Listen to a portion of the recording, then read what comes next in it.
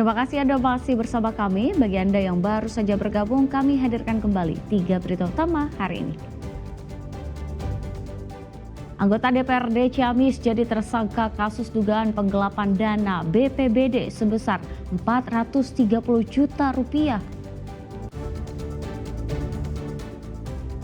Seorang juru parkir nyaris diamuk massa karena kepergok mencabuli anak di bawah umur.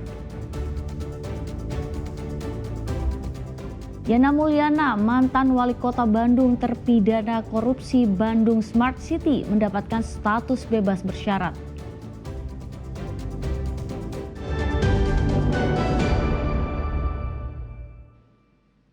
Mantan wali kota Bandung Yana Mulyana terpidana kasus korupsi Bandung Smart City kembali muncul di ruang publik setelah videonya beredar di media sosial. Yana Mulyana dikabarkan bebas bersyarat dari Lapas Sukamiskin. Video rekaman saat mantan wali kota Bandung Yana Mulyana beserta kerabat merayakan kebebasannya bersama Kepala BPBD Kota Bandung dan sejumlah mantan camat memunculkan reaksi warga yang mempertanyakan apakah terpidana 4 tahun penjara pada kasus korupsi Bandung Smart City tersebut sudah benar-benar bebas dari Lapas Sukamiskin. Setelah dikonfirmasi, pihak Bapas Kelas 1 Bandung menyatakan Yana bukan bebas murni, tapi mendapatkan bebas bersyarat. Artinya, belum sepenuhnya bebas. Meski bisa kembali ke rumah dan beraktivitas layaknya orang bebas, sebagai napi bebas bersyarat, Yana masih dikenakan wajib lapor sebulan sekali, serta tidak boleh keluar kota atau keluar negeri tanpa izin dari Bapas serta Menteri Imigrasi dan Pemasyarakatan. Pak Yana Mulyana itu telah bebas bersyarat pada tanggal 14 Juni 2025. Jadi statusnya sekarang bebas bersyarat. Ada ketentuan selama menjalani pembebasan bersyarat. Yang pertama itu yang bersangkutan lapor diri kepada pembimbing kemasyarakatan pada waktu yang ditentukan, yaitu 1 bulan 1 kali.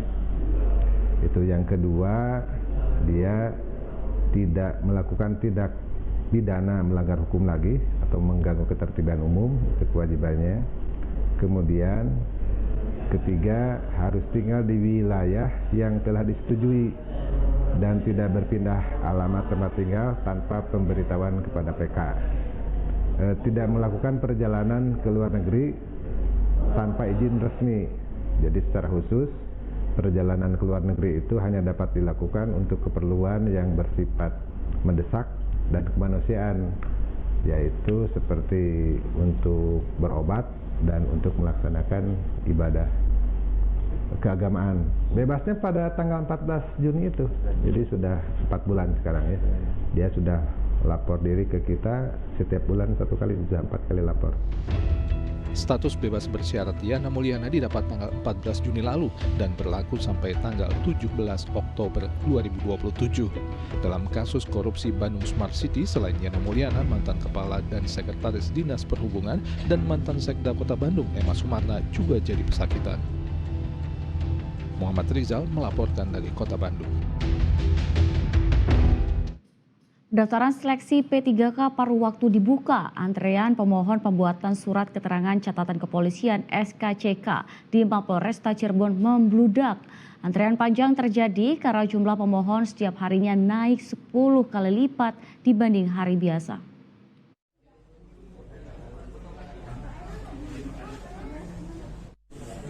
Ruang Sentral Pelayanan Kepolisian Terpadu SPKT Polresta Cirebon Selasa siang dipenuhi ratusan orang yang antre untuk mengurus surat keterangan catatan kepolisian atau SKCK. Salah satu warga yang antre mengaku mengurus SKCK sebagai syarat untuk melakukan pendaftaran pegawai pemerintah dengan perjanjian kerja atau P3K di lingkungan pemerintah Kabupaten Cirebon.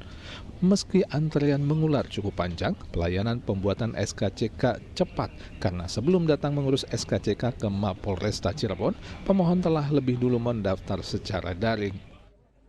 Sangat padat tadi ya? Padat. Saya ngantri. Saya dari jam 7 Pak. Jam 8 langsung ngasih berkas, langsung alhamdulillah prosesnya sangat cepat. Walaupun ya harus ngantri Pak namanya juga.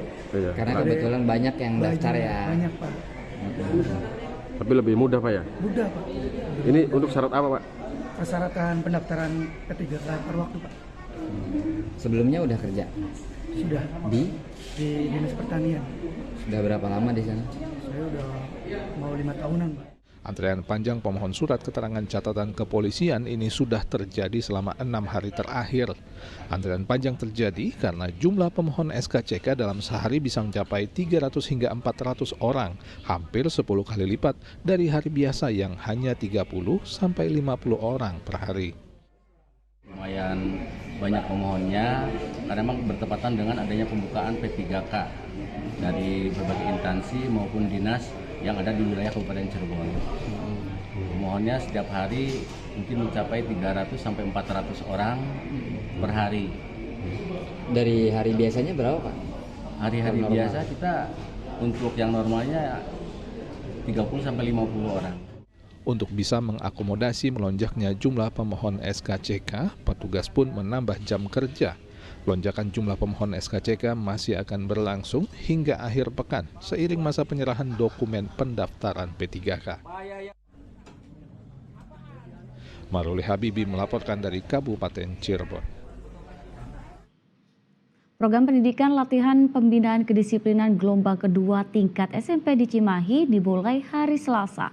200 siswa pengurus OSIS masuk barak di Markas Pusat Pendidikan Jasmani Pusdikjas TNI Angkatan Darat.